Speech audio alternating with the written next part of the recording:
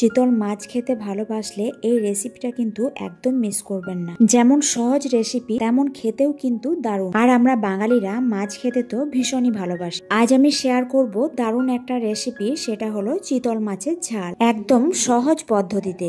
High guys, welcome back to my YouTube channel রাখির রান্নাঘর। আমি রাখি তো আবার নিয়ে চলে এলাম আপনাদের জন্য নতুন একটা রেসিপি। নানা ধরনের রেসিপি দেখার জন্য চ্যানেলটা অবশ্যই সাবস্ক্রাইব করে নেবেন। ভিডিওটা ভালো লেগে থাকলে লাইক কমেন্ট শেয়ার করবেন। তো আজকের রেসিপি শুরু করা যাক।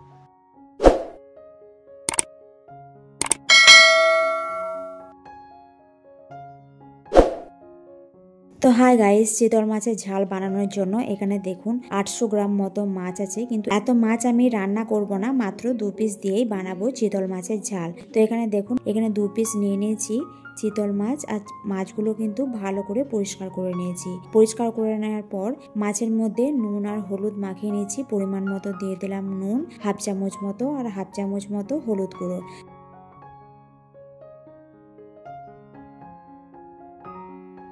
ভালো করে মাখিয়ে রেখে দিলাম। এবার এটাকে রেস্টে 15 থেকে 30 মিনিট মতো রেস্টে রেখে দিলে খুবই ভালো হয়, তাহলে মাছের মধ্যে নুন হলুদ বেশ ভালো করে ঢুকে যাবে।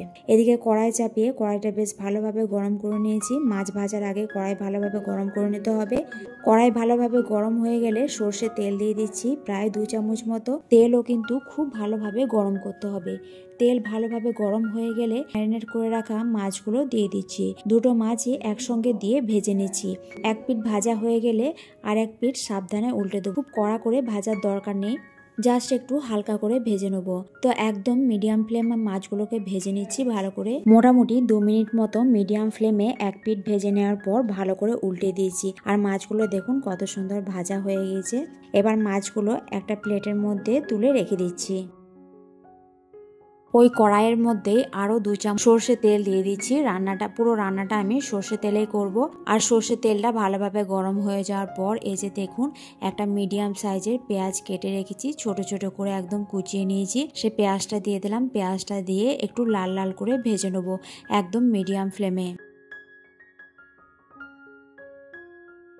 প্রায় 2 থেকে 3 মিনিট মতো পেঁয়াজটাকে একটু লাল লাল করে ভেজে নিয়েছি দেখুন। এবার এর মধ্যে হাফ চামচ মতো আদা রসুন বাটা দিয়ে দিলাম। আর একটা লাল লাল পাকা টমেটো ছোট ছোট করে টুকরো করে কেটে নিয়েছি, সেটাও দিয়ে দিলাম। এবার একসঙ্গে এগুলোকে ভালো করে একটু কষিয়ে নেব যতক্ষণ না টমেটো একটু ভালো করে গলে যায়। এর সাথে মশলাও অ্যাড করে দিচ্ছি। ছোট চামচের হাফ চামচ মতো হলুদ গুঁড়ো, হাফ চামচ লঙ্কা গুঁড়ো, হাফ চামচ ধনে গুঁড়ো আর হাফ চামচ জিরে গুঁড়ো। সমস্ত মশলা ভালো করে মিশিয়ে নিচ্ছি। মশলাগুলো ভালো করে মেশানো হয়ে গেলে এর মধ্যে সামান্য একটু জল দিয়ে দিচ্ছি, যাতে মশলাগুলো কিন্তু ভালোভাবে কষানো হয়। সামান্য একটু নুনও দিয়ে দিলাম।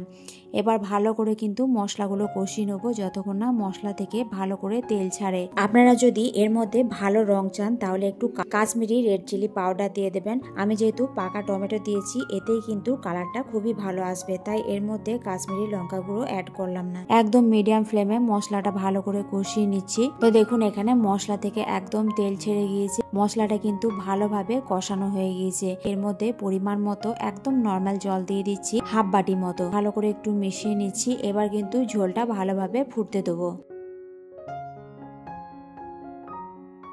ঝোল ভালোভাবে ফুটে গিয়েছে। এবার এর মধ্যে পরিমাণ মতো একটু নুনও দিয়ে দিয়েছি। নুন দিয়ে মিশিয়ে নেবার পর এই যে মাছগুলো এক এক করে দিয়ে দিলাম। মাছগুলো দিয়ে ভালো করে একটু মশলার সাথে মিশিয়ে নেবো।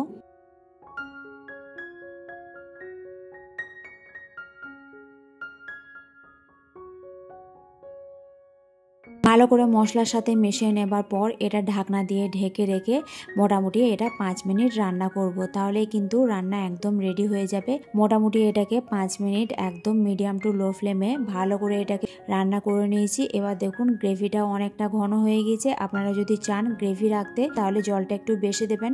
আমি একটু মাখো মাখোই করেছি।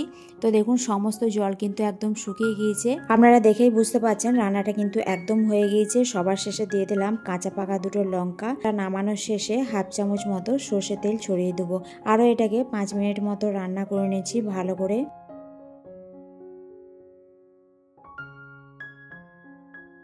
তো দেখুন এখানে চিতল মাছের ঝাল কিন্তু একদম রেডি হয়ে গিয়েছে আর কতটা লোভনীয় হয়েছে দেখতে। এটা গরম গরম ভাতের সাথে সার্ভ করতে পারেন। তো চিতল মাছের ঝাল রেসিপিটা আপনাদের কেমন লাগলো অবশ্যই কমেন্ট করে জানাবেন। ভিডিওটা ভালো লাগলে লাইক শেয়ার করতে ভুলবেন না। চ্যানেলে নতুন হলে চ্যানেলটা অবশ্যই সাবস্ক্রাইব করে নেবেন। আবার আসছি নতুন কোনো এক রেসিপি নিয়ে। আজকের জন্য টাটা।